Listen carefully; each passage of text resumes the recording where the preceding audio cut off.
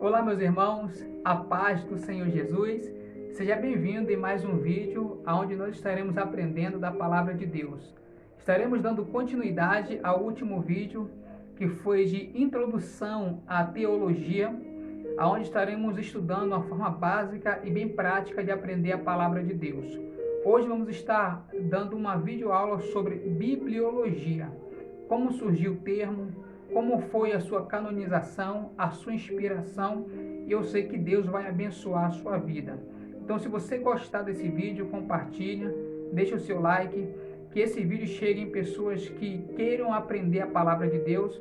Eu tenho certeza que você será canal de bênção para essas vidas. Antes de mais nada também, eu quero mandar a paz para nosso irmão Rodrigo e a sua esposa Regilane, nosso irmão Fábio e a sua esposa Jo, também nosso irmão Haroldo e a sua esposa Jerusa. Que Deus abençoe vocês e todas as pessoas aí do seu ministério, nossos irmãos queridos que amamos de coração. Que Deus vos abençoe mesmo de todo o coração, tá bom? Se você quiser que nós enviamos a paz, deixamos a paz para você, falamos o seu nome, deixe aí nos comentários o nome de cada um dos irmãos, que dentro do possível estaremos aí mandando a paz para todos vocês. Amém? Então fica conosco aqui que vamos aprender da palavra. Antes de tudo também eu quero fazer uma oração com você. Você que talvez esteja aí com o coração apertado, você que esteja aí com o coração talvez desanimado, eu tenho certeza que Deus vai abençoar e deixar o seu coração alegre a partir de agora, em nome de Jesus. Pai querido, em nome de Jesus Cristo, nosso Salvador, queremos te louvar por mais uma oportunidade. Aonde chegar, meu Deus, esse estudo, esta oração, que o Senhor possa abençoar a vida desse irmão, dessa irmã, tirar, meu Pai, todo empecilho, toda a fraqueza, todo o desânimo, toda a tristeza, angústia. Talvez pessoas nesse momento, Pai, por acaso veio assistir esse vídeo, mas talvez ela estava pensando até em se matar, tirar sua própria vida, desanimada da vida por total. Mas em nome de Jesus, eu quero declarar alegria, eu quero declarar virtude, eu quero declarar paz, eu quero declarar bênção de Deus na sua vida. Pai, que o Senhor prepare o coração dos teus filhos, que eles venham aprender juntamente comigo a tua palavra e que a tua paz, sabedoria reine em cada coração. Venha comigo, que Deus vai abençoar a tua vida, em nome de Jesus.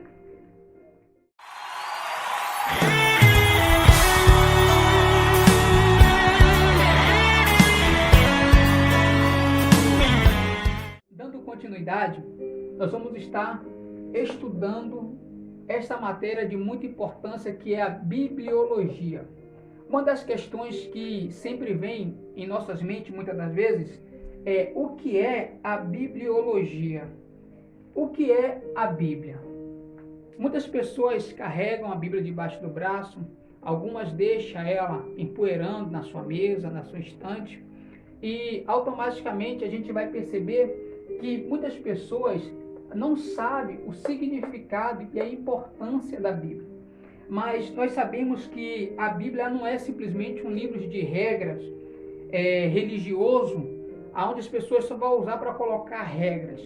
Mas na verdade a Bíblia, ela é a palavra de Deus inspirada, aonde foi revelada verdades universais para que nós venhamos a aprender a vontade de Deus e os seus desígnios nas nossas vidas.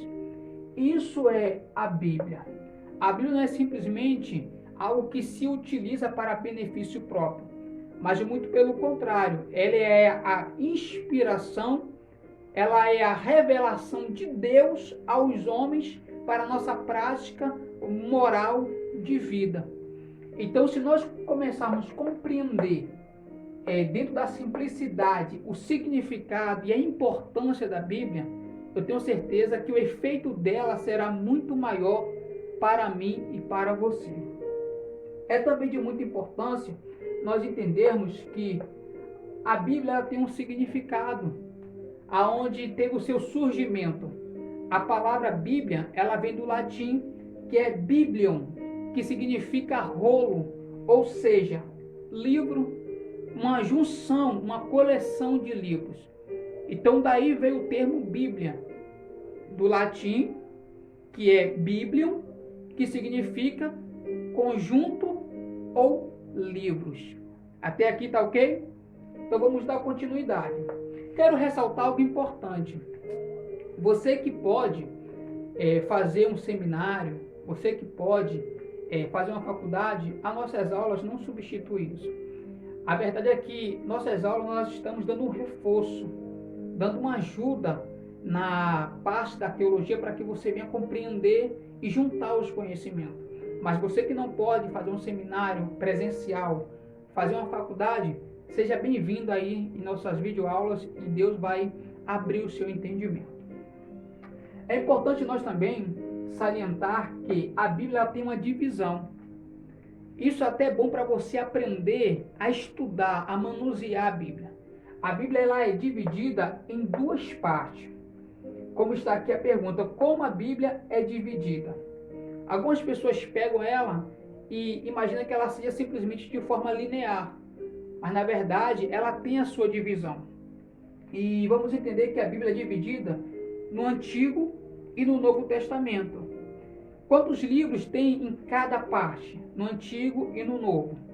No Antigo Testamento, sabemos que ela tem 39 livros. Como que está dividido esses 39 livros? Os 39 livros está dividido no Pentateuco, ou Lei, que é Gênesis, anota aí, Êxodo, Levítico, Números e Deuteronômio. Eu não coloquei todos eles aqui para não tomar muito tempo e o vídeo não ficar grande, mas você pode anotar aí no seu caderno, repetindo. O Pentateuco ele tem os livros Gênesis, Êxodo, Levítico, Números e Deuteronômio. Por isso que o nome é Pentateuco, né? Penta 5. Então são os 5 primeiros livros da Bíblia Sagrada. Também é dividido pelos livros poéticos ou de sabedoria, que é Jó, Salmos, Provérbios, Eclesiastes e Cantares, ou Cântico dos Cânticos. Repetindo, Jó, Salmos, Provérbios, Eclesiastes e Cantares. Também é dividido em livros proféticos. Esses livros são profetas maiores, uma subdivisão, e profetas menores. Os profetas maiores são Isaías, Jeremias, Lamentações, Ezequiel e Daniel. Profetas menores, Oséias, Joel, Amós, Obadias, Jonas, Miqueias, Naum, Abacuque, Sofonias, Ageu, Zacarias e Malaquias.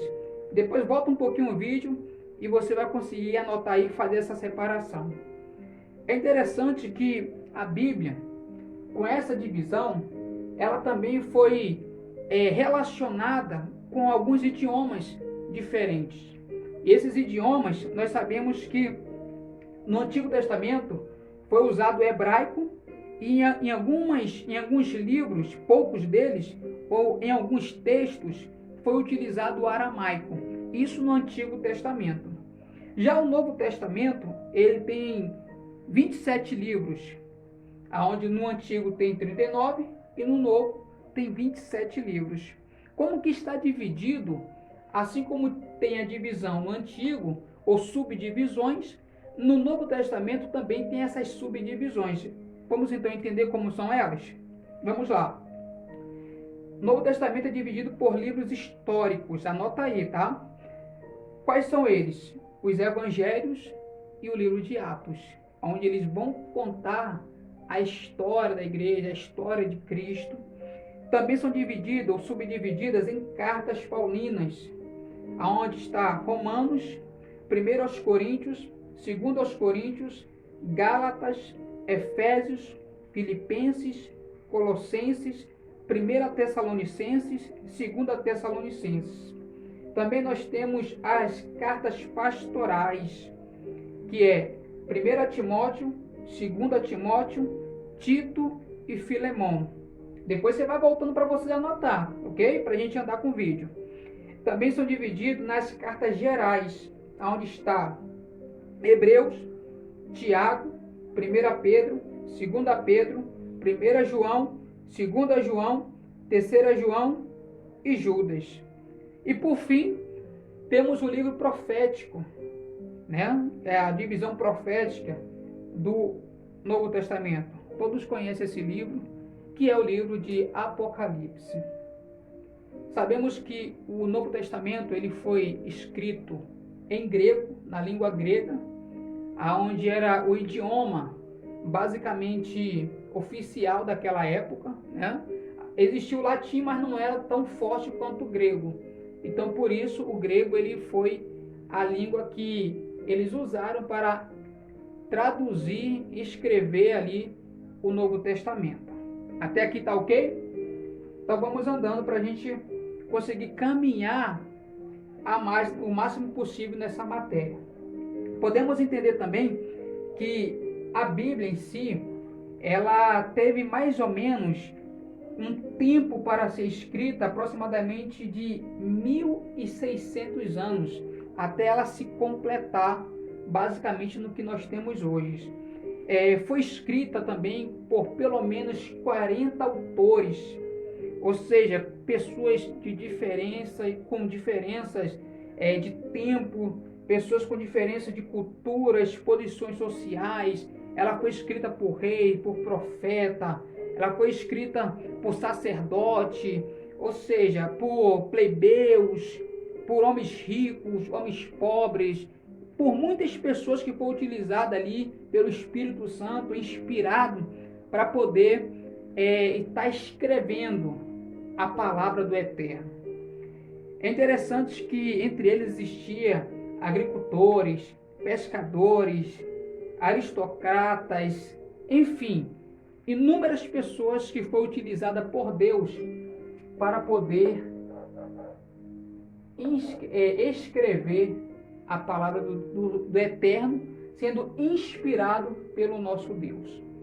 Então isso é muito importante a gente saber que foram homens que escreveu, mas houve a partir daí uma inspiração que daqui a pouco nós vamos estar falando. Eu quero falar com vocês também a respeito do cânon. A palavra cânon, ela significa régua. Trazendo para o contexto bíblico, a palavra régua ela era utilizada quando ia ser medido a importância dos livros. Ou seja, cânon é a coleção de livros que foram identificados como livros inspirados ou livros canonizados, ou seja, aceito pela igreja. Então nós vamos ver que essa canonicidade, ou seja, a aceitação do livro ou dessa junção de livros pela igreja da época, alguns nessa canonização foram ficando de fora, que hoje é considerado, conhecido como livros apócrifos. Talvez você já ouviu falar e talvez não conheça todos, porque são vastos, mas eu separei alguns deles. Eu não escrevi, quero lembrar para os irmãos, porque ia ficar muito grande, ia tomar muito tempo, mas você pode escrever aí. Pega o seu papel, sua caneta, vai montando aí o seu sermão, que quando você voltar para ver, você vai ter um conhecimento muito básico, prático e bom.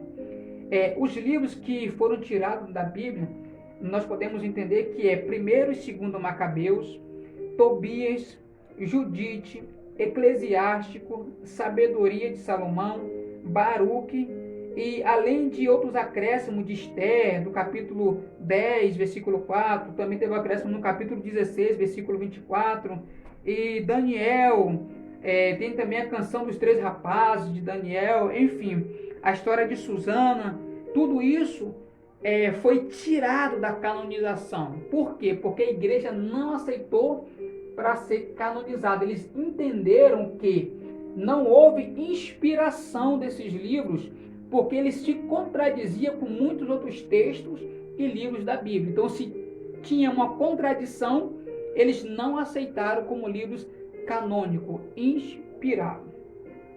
É interessante também que havia uma forma deles identificar, ou algumas formas deles identificar quais dos livros seriam canonizados. Quais são ou quais eram as regras, ou uma das regras que eles utilizavam. Por exemplo, no Antigo Testamento, essa seleção era feita quando Jesus ele dá uma dica. Por exemplo, ele endossou, basicamente apontando o cânon, lá no livro de Hebreus, né? O cânon hebreu, na verdade, falando a seguinte passagem, Mateus 23, 35. Se você tiver com a Bíblia aí, acompanhe. Para que sobre vós caia todo o sangue justo que foi derramado sobre a terra, desde o sangue de Abel, livro de Gênesis, o justo até o sangue de Zacarias, filho de Baraquias, que mataste entre o santuário e o altar. Ele dando uma base, mais ou menos, de quando até quando a Bíblia ali, ela vinha se desenrolando e testificando a sua veracidade. Então Jesus sempre apontava, ele citava os livros do Antigo Testamento, e isso servia muito, ou serviu muito, para os pais da igreja usarem como base para uma futura canonização. E é interessante que os judeus eles eram muito meticulosos a preservar as escrituras, né? Desde Gênesis até os livros históricos, proféticos, cantares, enfim, todos os livros, ele tinha sua importância, ainda que algumas partes de judeus não aceitem os livros históricos, outros não só aceitam o Pentateuco, outros só vão aceitar alguns profetas, outros não, enfim, há uma certa discussão. Porém, falando da igreja, da canonização pela igreja, todos os livros que nós temos hoje, os 66 livros, eles é considerado inspirado por Deus.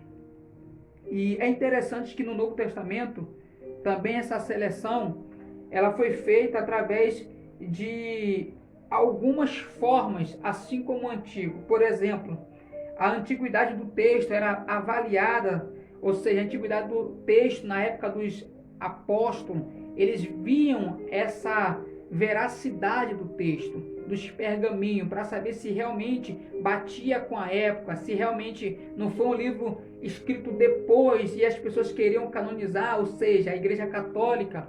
Então tudo isso era levado em conta.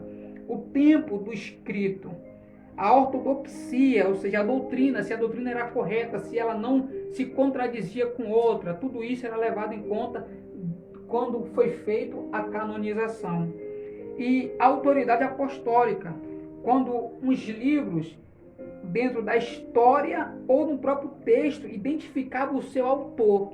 Então tudo isso foi levado em conta para saber se realmente foi um livro inspirado por alguém que andou com Cristo ou que esteve na época dos apóstolos ou do próprio Cristo. Então tudo isso foi levado em conta para a organização do cânon, ou seja, dos livros da Bíblia que nós temos hoje. Então não foi feita ali uma junção, alguém pegou um livro e colocou isso aqui é bom, isso aqui não é, isso aqui serve, isso aqui não serve, não. Teve sempre um alinhamento, teve sempre algo que os pais da igreja fez para poder identificar de forma muito peculiar o que era cânon, o que não fazia parte do cânon. Então a Bíblia não nasceu do nada, ela teve uma história. Só que algo que me chama muita atenção é a questão da inspiração. Essa parte aqui ela é muito interessante, por quê? Porque muitos hoje não acreditam que Deus inspirou os homens para escrever o que nós temos hoje como a nossa regra de fé.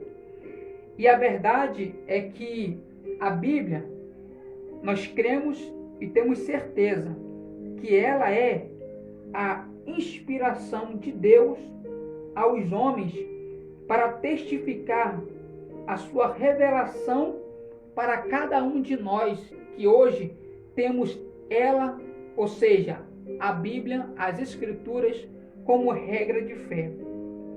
Existem algumas pessoas que não entendem que a ação de Deus foi supervisionada, ou seja, Deus supervisionou com autoridade essa inspiração aos homens. Alguns entendem que alguém pegou esses livros e começou a escrever. Não. Todos os livros da Bíblia que foram canonizados eles se completam, eles se entendem, eles não se confundem, eles não se confrontam. Mas o antigo está sendo explicado pelo novo. E o novo, ele está revelando o que estava oculto no antigo. Então isso é de muita importância, porque nós então entendemos que há uma inspiração de Deus para os homens, ou seja, para nós. É engraçado que a Bíblia não vai registrar erros. Mesmo que foi escrita por homens, ela não há erros, porque quem inspirou foi Deus. Quem revelou foi Deus. Mas existem algumas teorias, por exemplo, a teoria natural. A teoria natural, ela vai dizer que não há qualquer elemento sobrenatural envolvido, que foram homens comuns que escreveram a Bíblia.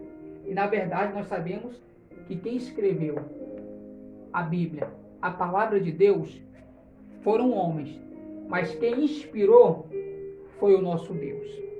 Existem alguns ainda que dizem que a Bíblia ela é mecânica, ou seja, os autores bíblicos foram instrumentos passivos na mão de Deus. Ou seja, eles receberam uma certa sabedoria e escreveu ali algo que deu certo no decorrer da história. Todas essas teorias, como por exemplo a parcial, onde fala que somente o não conhecido foi inspirado, ou seja, que muitas coisas a Bíblia só foi inspirada de forma, vamos dizer, 20% ou 10%, as outras metades da porcentagem foi tudo entendimento humano. E nós sabemos que a Bíblia ela não foi 100% inspirada. Entenda isso. Porém, quem escreveu recebeu sabedoria de Deus. Quando não recebeu inspiração, recebeu sabedoria. Porque a inspiração é para revelar, Deus inspirando para poder revelar Deus a nós. Isso é verídico porque quando trata-se de história, muitas histórias foram pessoas que viveram na época que escreveu. Então Deus não precisou inspirar isso. Até aqui tá ok? Mas tem coisas na Bíblia que só existiria se Deus inspirasse. Isso é fato. Mas quando fala da teoria parcial, eles querem tirar a maior porcentagem de Deus e dedicar ao homem. Só que isso não é verdade. Existe uma certa porcentagem. Fica difícil a gente falar qual a porcentagem, mas eu posso garantir para vocês que é mais de 70%. Porque Jesus diz que sem Deus, sem Ele, nada podemos fazer. E eu acredito nisso. É por isso que a veracidade das Escrituras, ela é firme, ela é forte, ela é perfeita. E só não acredita quem não quer. Porque não só a história escrita na Bíblia, como na história da humanidade, apontam para a inspiração da palavra de Deus aos homens. E eu quero falar com vocês também algo de muita importância, porque o que a Bíblia diz sobre a inspiração? O que os textos falam? Vamos ver, por exemplo, Paulo diz que a Escritura, vamos lá, é inspirada. Se você puder anotar, 2 Timóteo, capítulo 3, versículo 16. Texto muito conhecido. Vai estar dizendo assim: toda a Escritura é divinamente inspirada e proveitosa para ensinar, para redarguir, para corrigir, para instruir em justiça. Ou seja, a palavra de Deus é inspirada. Pedro diz também em 2 Pedro, capítulo 1, versículo 20 e 21, sabendo primeiramente isto, que nenhuma profecia da Escritura é de particular interpretação, porque a profecia nunca foi produzida por vontade de homem algum, mas os homens santos de Deus falaram inspirado pelo Espírito Santo. Olha aí, meus irmãos. Quem inspirou foi Deus. Foi Ele que inspirou. A Bíblia testifica isso. Êxodo 17:14 diz assim: depois o Senhor disse a Moisés: escreva isto no rolo, como memorial, e declara a Josué que farei que os amalequitas sejam esquecidos para sempre debaixo do céu. Deus dando a mensagem a Moisés e mandando ele escrever. Foi assim que a história, As escrituras, ela foi escrita quando Deus falava, quando Deus revelava, quando Deus inspirava os homens. Porque tudo provém de Deus. Tudo vem da vontade de Deus. E é interessante que nós podemos ver que a Bíblia, ela é recebida de várias formas. Nem todo mundo vai receber a Bíblia da mesma forma. Porque nem todo mundo quer aceitar a veracidade, a inspiração, a canonização da Bíblia. Por exemplo, o racionalismo, ele nega a possibilidade de qualquer revelação sobrenatural. Quando admite a possibilidade, por exemplo, de revelação divina, está sujeito ao juízo final da razão humana, porque ele se acha muito racional. O romanismo, por exemplo, diz que a Bíblia é um produto da igreja, por isso a Bíblia não é autoridade única ou final. Eles entendem, e eu vou aproveitar esse vídeo para fazer uma denúncia, eles entendem, o romanismo, que a Bíblia é da igreja católica, e não é. A Bíblia, ele é um produto de Deus. Tanto é que o padre, esse que está agora no governo em 2020, né, nessa legislação do governo católico romano, ele diz que ele tem autoridade para mudar os textos bíblicos. E não tem ninguém na terra com essa autoridade, porque o que está escrito não precisa ser fundamentado por homem algum, porque quem fundamentou foi Deus na igreja. Eu vi um certo pseudo-pastor, um tal de Ed René, dizendo que a Bíblia precisava ser atualizada. Infelizmente, eu quero dizer que, melhor felizmente, que o que precisa ser atualizado é a mente humana. Porque a Bíblia não precisa ser atualizada, ela precisa ser devidamente estudada e interpretada corretamente por homens sensatos que quer obedecer a palavra de Deus, não que quer. Lembra o que Jesus diz através da sua palavra? Não vos conformeis com este mundo, mas seja o quê? Vos renoveis com a palavra de Deus. A gente não pode se conformar, se adaptar, mas temos que renovar com o poder da palavra de Deus. Mas alguns líderes querem fazer diferente, eles querem se adaptar e querem mudar a palavra de Deus. Mas eu creio que Deus há de levantar profetas nessa terra. E é interessante que tem também o misticismo. Eles falam que a experiência pessoal tem a mesma autoridade da Bíblia. Deixa eu chamar sua atenção agora. Tem gente que acha que tem um poder tão sobrenatural que botam revelações, né, pseudo-revelações acima da palavra de Deus. Pessoas, esses profetas reveladores de igrejas, que acham que engoliu Deus dentro dele, que tem uma revelação muito maior do que o que está escrito na palavra. Mas eu quero te dizer, você que está vendo esse vídeo agora, a maior revelação que você pode ter na sua vida é a palavra de Deus, é as Escrituras. O que vier depois dela é só especulações. Que nós possamos julgar essas revelações através da palavra, através das Escrituras, para que nós possamos dar atenção à Bíblia. Abra mão de misticismo. Deus ele usa, mas temos que saber identificar o que é Deus, que Deus nunca vai revelar aquilo que vai de encontro ou contra a sua palavra, mas aquilo que está em conformidade às Escrituras. Também tem as seitas, onde diz que os escritos do líder ou fundador de cada uma da sua religião tem o mesmo valor da palavra de Deus. Tem muitas seitas que falam isso, então já cortam o mal pela raiz e diga que a Bíblia é a maior autoridade que há na face da terra, porque é a palavra de Deus. Eu quero resumir, meus queridos irmãos, que a palavra de Deus, as Escrituras, ela foi devidamente inspirada pelo Espírito Santo. E é ela que tem o poder de mudar a sua vida. É ela que, por muitas gerações, anos e décadas, conseguiu sobreviver a desastres, a monarcas, a imperadores, a reis, a papas, a perseguições. Você vai procurar livros históricos, desde a antiguidade você vai achar poucos, mas a Bíblia sobreviveu. As Escrituras sobreviveu. Então eu quero te dizer, leia a palavra de Deus. Você que quer ter vitória na sua vida, para de ficar ouvindo só profeta.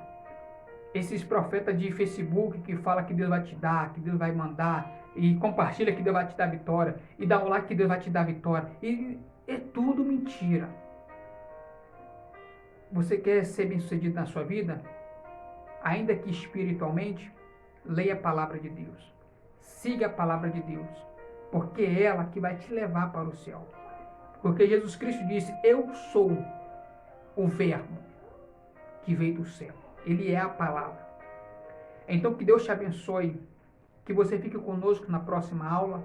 Essa foi a nossa aula básica. Espero que você tenha aprendido algo para a sua vida. E o mais importante, seja fiel à palavra de Deus. Não dê ouvido a qualquer espírito, porque nos últimos dias a palavra diz que aparecerão muitos falsos profetas, falsos mestres, falsos pastores e espíritos enganadores, mas que não resistem à palavra de Deus. Porque Jesus é a palavra. Que Deus te abençoe. Tenha a melhor noite, madrugada, dia, tarde da sua vida. Deseja você e toda a sua família paz, amor e virtude do Espírito. Que Deus te abençoe em nome de Jesus.